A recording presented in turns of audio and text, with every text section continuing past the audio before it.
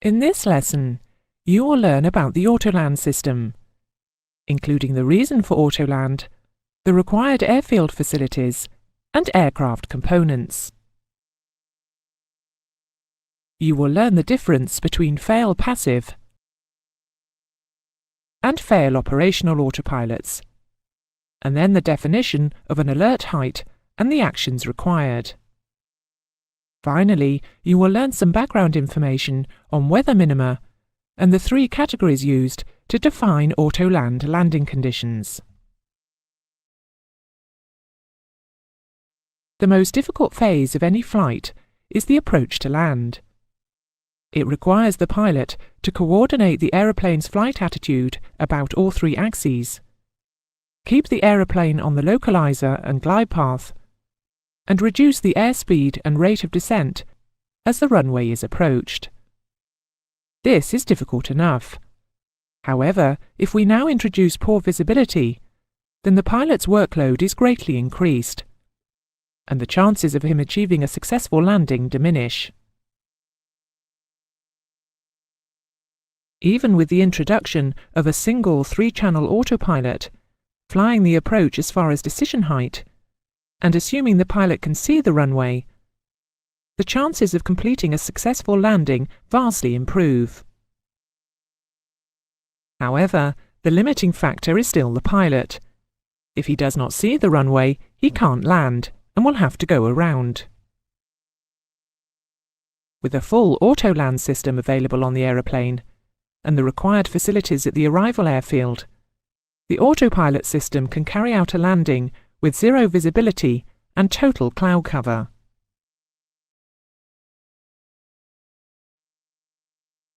For an aircraft to be able to autoland, it requires automatic control, with a high degree of accuracy during the approach, flare and touchdown phases.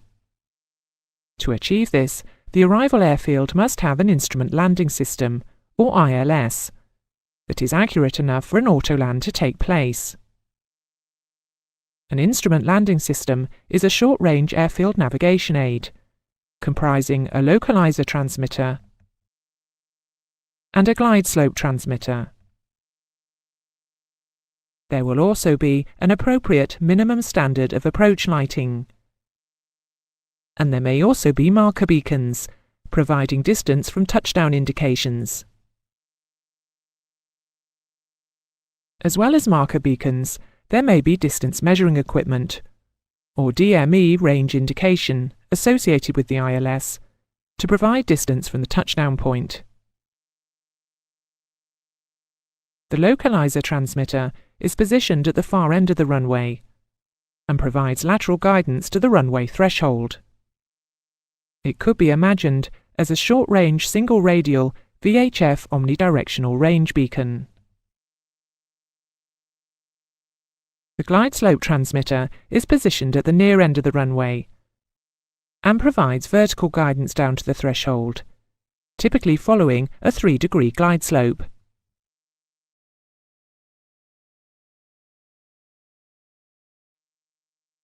The ILS frequency is tuned by selecting the very high frequency localizer frequency, and that automatically tunes the paired glide slope frequency in the aircraft receiver. The navigation instruments in the aircraft can show localizer and glide slope deviation, so that the pilot can fly the aircraft manually along the localizer beam and down the glide slope if desired. This information can be coupled to the pitch and roll channels of the autopilot, so that the autopilot can follow the instrument landing system. The minimum requirements for an Autoland system are 2 independent autopilots capable of following instrument landing system signals,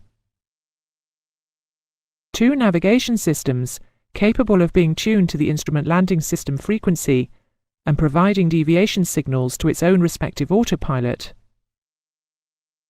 and 2 independent radio altimeters to give accurate height above the ground to each autopilot. Fail passive or fail soft is defined as the ability of the system to withstand a failure without compromising passenger safety and without producing excessive deviations in the flight path, but removing its capability to complete an automatic landing. This is normally a 2 autopilot system and will be enunciated on the flight mode enunciator as Land 2. If an autopilot fails, it cannot carry out an autoland.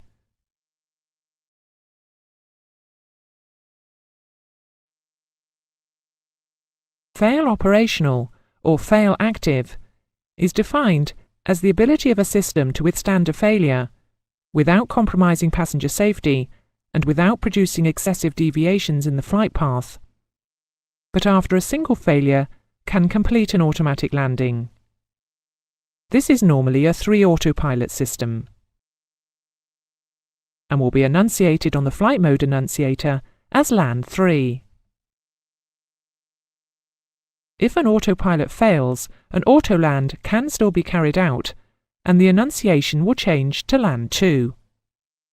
Effectively, it is downgraded from being fail operational to fail passive.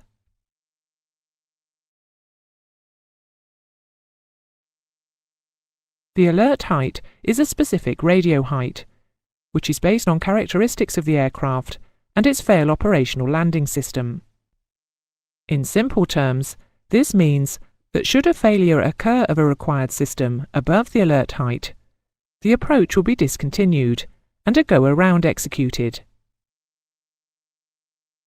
This is unless reversion to a higher decision height is possible, and decision height will be defined in the next scene.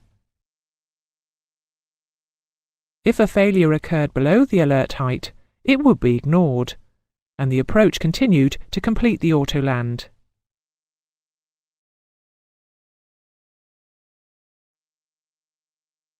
A precision approach and landing requires lateral and vertical guidance and minimum values of decision height and runway visual range. Decision height is a specified altitude or height at which a missed approach must be initiated if the required visual reference to continue the approach has not been established. Minimums.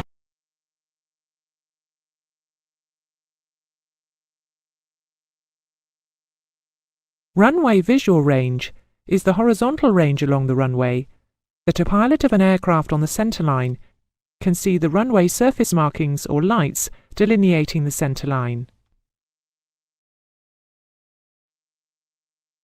ICAO low visibility operations are split into 3 categories, which are known as Category 1, Category 2 and Category 3. Category 1 is defined as a precision instrument approach and landing, with a decision height no lower than 200 feet and with a visibility of not less than 800 meters, or a runway visual range not less than 550 meters. The decision height is based on the barometric altimeter. Category 2 is defined as a precision instrument approach and landing, with a decision height lower than 200 feet, but not lower than 100 feet, and a runway visual range not less than 300 meters. The decision height is based on the radio altimeter. Category 3 is split into 3 further categories, with Category 3A being defined as a precision instrument approach and landing, with a decision height lower than 100 feet, and a runway visual range not less than 200 meters. The decision height for all 3 is based on the radio altimeter. Category 3B is defined as a precision instrument approach and landing, with a decision height, if any, lower than 50 feet, and a runway visual range between 75 and 200 meters. Category 3C is defined as to and along the surface of the runway and taxiways, without external visual reference.